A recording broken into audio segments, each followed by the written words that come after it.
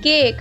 नाम सुनते ही बच्चों से लेकर बड़ों तक के मुंह में पानी आ जाता है, लेकिन जब बात घर में बनाने की आती है तो हर कोई पीछे हट जाता है, क्योंकि किसी के पास ओवन नहीं होता तो किसी के पास कोई इंग्रेडिएंट्स या सामान नहीं होता है। इसीलिए आज मैं आपके लिए लेकर आई हूँ बहुत ही आसान तरीके से super soft spongy eggless plum cake बनाने की रेसिपी।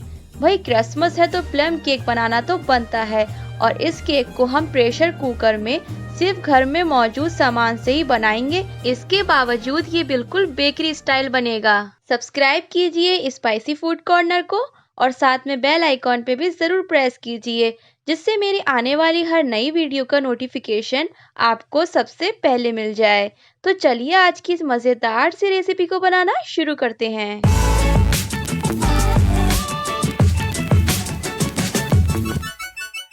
प्लम केक बनाने के लिए सबसे पहले हम एक बड़ा बाउल लेंगे।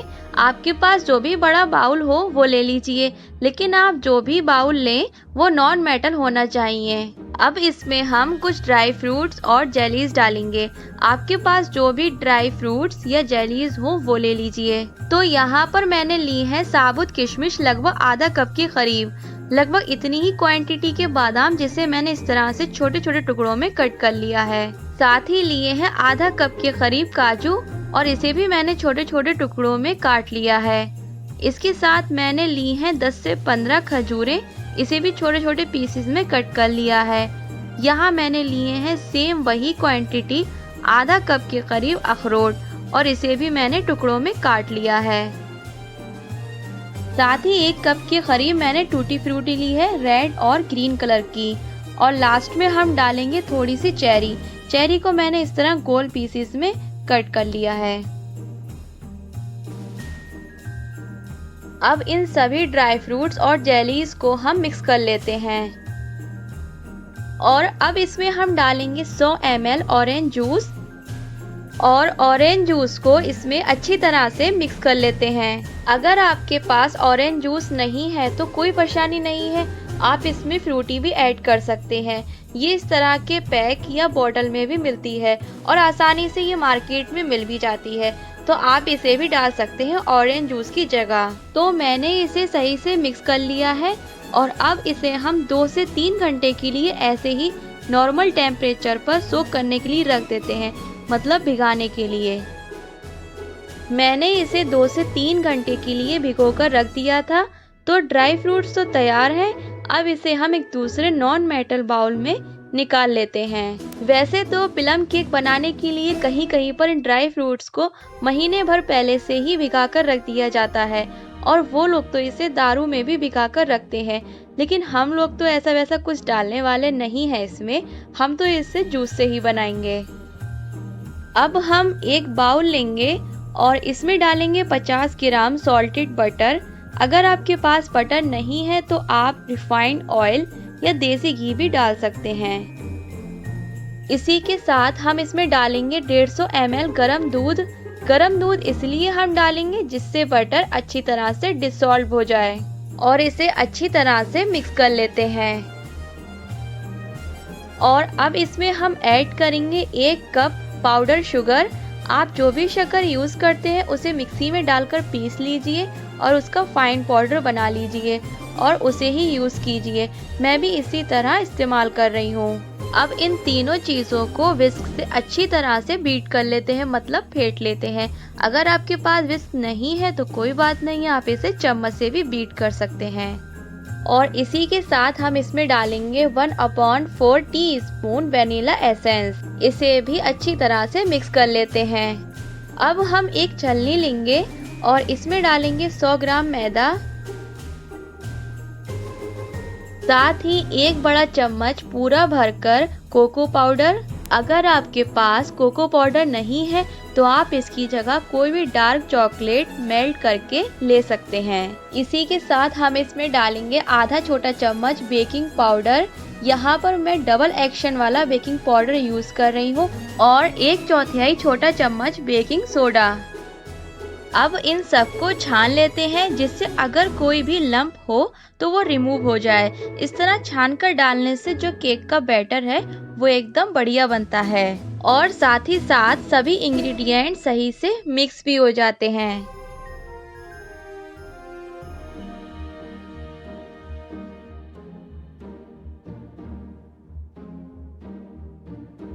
अब इन सबको अच्छी तरह से मिक्स करके इसका एक बैटर तैयार कर लेते हैं और हम इस तरह से एक ही डायरेक्शन में मिलाते हुए सही से अच्छी तरह से मिक्स करेंगे।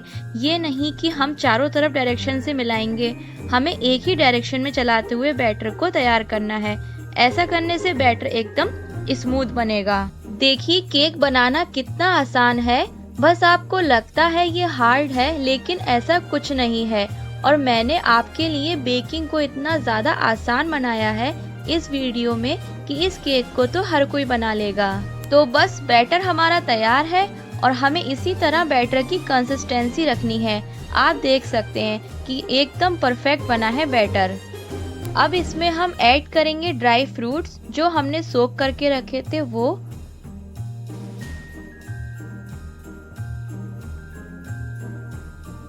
और ड्राई फ्रूट्स को इसमें अच्छे से मिक्स कर लेते हैं। चारों तरफ से अच्छी तरह से मिक्स करना है, मतलब इक्वली कंबाइंड तरीके से इसे मिलाना है। तो क्रिसमस केक का बैटर एकदम रेडी है। सारे ड्राई फ्रूट्स, नट्स और जेलीज के साथ एकदम बढ़िया बना है बैटर। अब हम एक बाउल लेंगे और इसमें एक बड़ा चम्मच मैदा डाल लेते हैं और इसमें हम डालेंगे थोड़ी सी टूटी फ्रूटी और टूटी फ्रूटी को मैदा में अच्छी तरह से कवर कर लेते हैं। इस टूटी फ्रूटी को छानकर बाद में केक पर गार्निश करेंगे। अब सबसे पहले एक प्रेशर कुकर लेंगे, आपके पास जो भी कुकर हो वो ले लीजिए। अब इसमें हम डालेंगे नमक। तो यहाँ पर जो मैं नमक ले रही हूँ इसे मैंने कई बार यूज़ किया है बेकिंग के लिए और भी बहुत सी चीज़ें बनाने के लिए, इसलिए आपको ऐसा दिख रहा है। अगर आपके पास भी यूज़ किया हुआ नमक है तो वो ले लीजिए और नहीं है तो फिर बिना इस्तेमाल किया हुआ नमक लीजिए। तो नमक को इसमें डाल लेते हैं और सही से हाथ से फैला लेते हैं बॉटम में चारों तरफ। इसके बाद एक स्टील की ऐसी प्याली लेंगे और प्याली को उल्टा करके कुकर में रख देते हैं। आप चाहें तो इस तरह का छोटा स्टैंड भी ले सकते हैं और गोल रिंग कटर भी ले सकते हैं। हमें नीचे से 2 से 3 इंच ऊपर रखना है केक वाले बर्तन को, नहीं तो केक जल जाएगा। अब हम कुकर का ढक्कन लेंगे। इसकी मैंने रबड़ और सीटी दोनों निकाल दी है। इस बात का आपको ध्यान रखना है कि दोनों चीज़ें निकाल दें। अब ढक्कन लगाकर कुकर को लो फ्लेम पर 10 मिनट के लिए प्री हीट कर लेते हैं। अब हम केक टिन को तैयार कर लेते हैं, मतलब जिस बर्तन में केक बनाना है उसे तैयार कर लेते हैं। तो इसके लिए हम एक गोल बर्तन लेंगे इस तरह का। आपके पास केक टिन है तो वो ले लीजिए।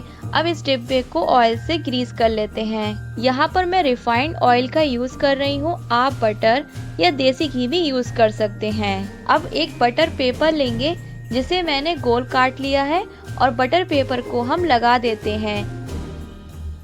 साथ ही इस डिब्बे की साइड्स को भी ऑयल से अच्छी तरह से ग्रीस कर लेते हैं और इसकी साइड्स में भी इस तरह से लंबा कट करके बटर पेपर चिपका देते हैं। बटर पेपर आपको आसानी से किसी भी स्टेशनरी शॉप पर मिल जाएगा। बटर पेपर लगाने से क्या होता है कि हमारा केक बर्तन में चिपकेगा भी नहीं और सही से निकल भी आएगा। इसके बाद बटर पेपर के ऊपर भी ऑयल से चारों तरफ अच्छी तरह से ग्रीस कर लेते हैं। अब हम बैटर को इसमें डाल लेते हैं और स्पैचुला से बैटर को इवन कर लेते हैं, मतलब एक सा फैला लेते हैं। जिस बर्तन में हमें बैटर डालना है उसे पूरा फिल नहीं करना है, सिर्फ 3/4 के करीब फिल करना है, क्योंकि बेक होने के बाद केक फूल जाएगा, तो थोड़ा स्पेस रखें। साथ ही 8 से 10 बार टैप कर लेते हैं इसे पटक पटक कर इस तरह से, जिससे अगर कोई बबल हो तो वो रिमूव हो जाए। अब इसे डेकोरेट कर लेते हैं जो हमने टूटी फ्रूटी मैदे से कवर की थी उससे और चेरी से। आप अपने चॉइस के ड्राई फ्रूट्स, नट्स या जेलीज से भी इसे डेकोरेट कर सकते हैं और आप जैसा चाहें इसे डेकोरेट कर सकते हैं। तो केक का बेस बेक करने के लिए तैयार है। कुकर भी प्री हीट हो चुका है और एकदम गर्म है कुकर।